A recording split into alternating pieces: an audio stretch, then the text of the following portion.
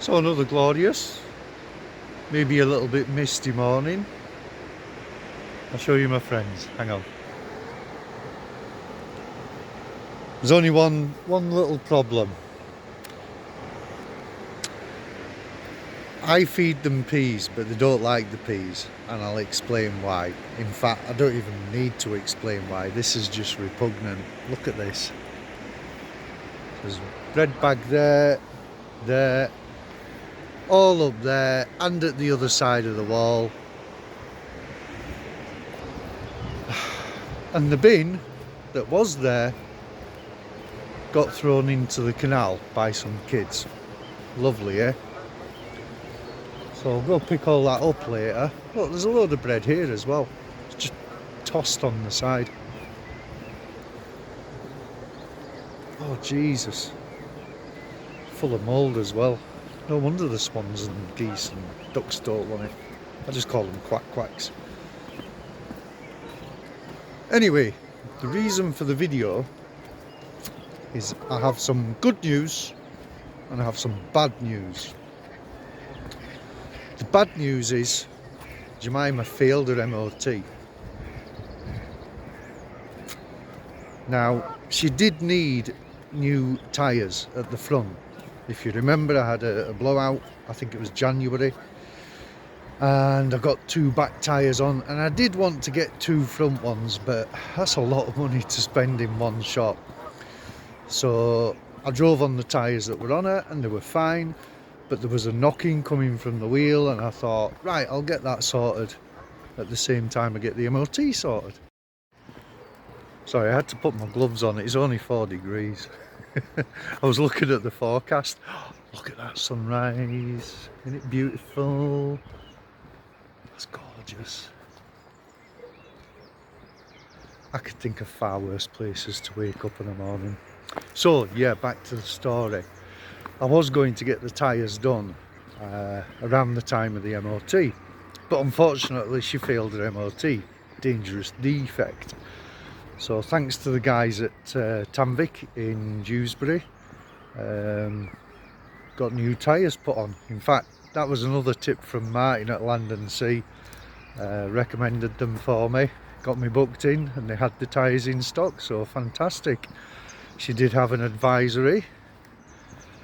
Tie rod end, they call it something different on the MOT, but it's not the track rod end, it's the bit that connects to the track rod end. And I know why it was loose, because there was a knocking on the tyre on the left side.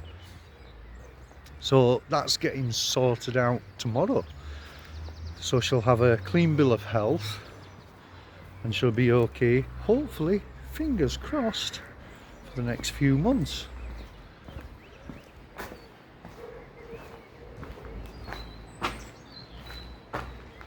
I've got to show you this.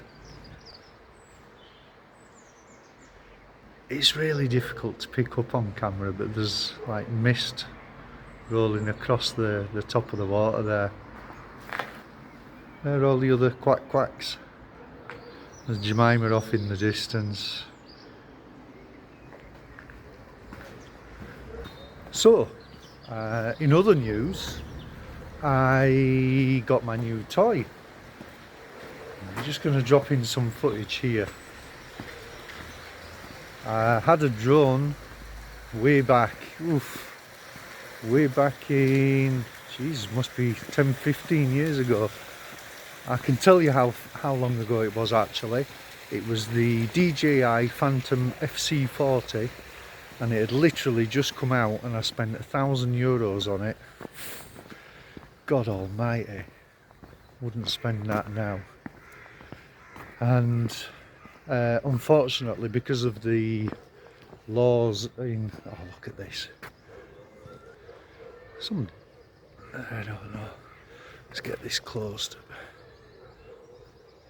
The other side was open yesterday when I came for a walk, so I had to walk all the way around on the main road up the top there just to come down this side of the canal. But luckily it hasn't opened up too much today. I don't know whether somebody's left it open or the water's just pushed it open.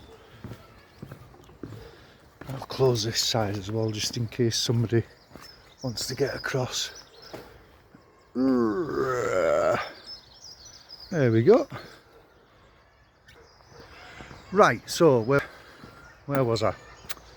Yeah, this FC40, it was fantastic, I loved it, but I think it was a few years later Spain introduced some regulations, as did the UK and other countries, for flying drones. But unfortunately in Spain the 249 gram drones also needed a pilot's license, and you had to sit an exam. And in true Spanish fashion, you couldn't do this online, you had to do it in a classroom and you had to travel. I was like, oh my god, what's the point? And I just sold it. I have actually quite a bit of experience of doing photography and videography in Spain, and the laws and the regulations and the changes, and it's just become a nanny state. It was really, legally speaking, you cannot take a photograph anywhere in the Canary Islands of any building or any person. Landscapes, yes, which is why on my personal channels the vast majority of my photography is landscapes, panos. So I do panel stitches. I might take, I don't know, 300-400 photographs just to get one picture, but that's more for another video. So yeah, that's why I got rid of it, because of the laws. I just didn't want the hassle. And because we lived in Tenerife, the only area that you could actually fly a zone, I think it was about 5, maybe 10 kilometers square, and it was right on the coast up in the northwest of the island. It was pretty pointless. Everywhere else was a no-fly zone, or you had to ask permission via email, in Spanish of course. So it was just not worth it. So I took the opportunity when I returned to the UK to get myself a cheap little drone. It's only a DJI Mini 2 SE, but it's good enough. It will do what I want, and if at some point I decide to use it for business, then I may upgrade. Well, so if you need some aerial videography doing, let me know. Right, on with the video.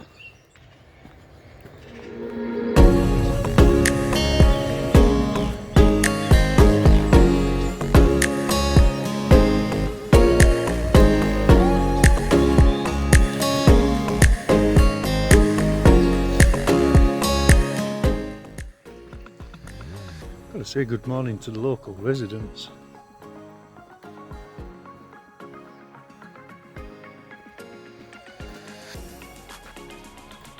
I think I've got breakfast for them. That's why they keep coming over. Nah, I haven't got anything for you, mate. Sorry.